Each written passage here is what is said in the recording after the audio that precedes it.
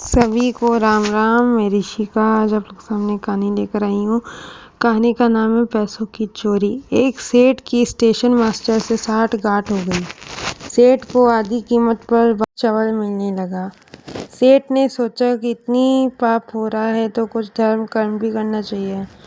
एक दिन उसने बासमती चावल की खीर बनवाई और किसी साधु बाबा को आमंत्रित कर भोजन प्रसाद लेने के लिए प्रार्थना की। साधु बाबा ने बासमती चावल की खीर खाई। दोपहर का समय था। सेठ ने कहा, महाराज अभी आराम कीजिए, थोड़ी धूप कम हो जाए फिर पधारिएगा। साधु बाबा ने बात स्वीकार कर ली। सेठ ने 100 रुपये वाली 10 लाख जितनी रकम की गड्डियाँ उसी कमरे में चादर से ढककर रख दी। साधु बाबा आराम करने लगे। खीर थोड़ी हजम हुई। साधु बाबा के मन में हुआ कि इतनी सारी गड्डियाँ पड़ी है, एक दो उठाकर झोले में रख लूँ तो किसको पता चलेगा। साधु बाबा ने एक गड्डी उठाकर रख ली। शाम हुई तो सेठ को आशीर्वाद देकर चल पड़े। सेठ दूसरे दिन रुपए गिनने बैठा तो एक गड्डी 10,000 रुपये कम निकली। सेठ ने सोचा कि महात्मा तो भगवत पुरुष थे, वे क्यों ले गए। नौकरों की धुलाई पिटाई चालू हो गई। ऐसा करते करते दोपहर हो गई।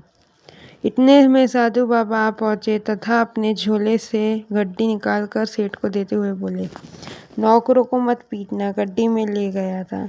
सेठ ने कहा, महाराज आप क्यों लेंगे।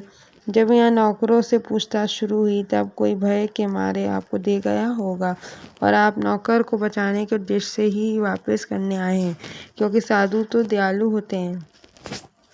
साधु या दयालुता नहीं थी, मैं सचमुच में तुम्हारी गड्डी चुरा कर ले गया था। साधु ने कहा, सेठ तुम सच बताओ कि तुम कल खीर किसकी और किस लिए बनाई थी। सेठ ने सारी बात बता दी कि स्टेशन मास्टर से चोरी के चावल खरीदता हूँ, उसी चावल की खीर थी। साधु बाबा, चोरी के चावल की खीर थी इसलिए उसने मेरे मन में भी चोरी का भाव उत्पन्न कर दिया।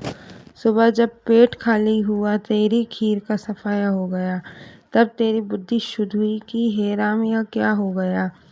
मेरे कारण बेचारे नौकरों पर न जाने क्या बीत रही होगी, इसलिए तेरे पास लौटाने आ गया। इसलिए कहते हैं, जैसा खाओ अन्न वैसा होवे मन, जैसा पियो पानी वैसी होवे वाणी, जैसी शुद्ध वैसी बुद्धि, जैसे विचार वैसा संसार। जय जय श्री राम। जय हिंद। सदैव प्रसन्न रहिए। जो प्राप्त है वही पर्याप्त है। धन्यवाद। जय हो, सदा विजय हो।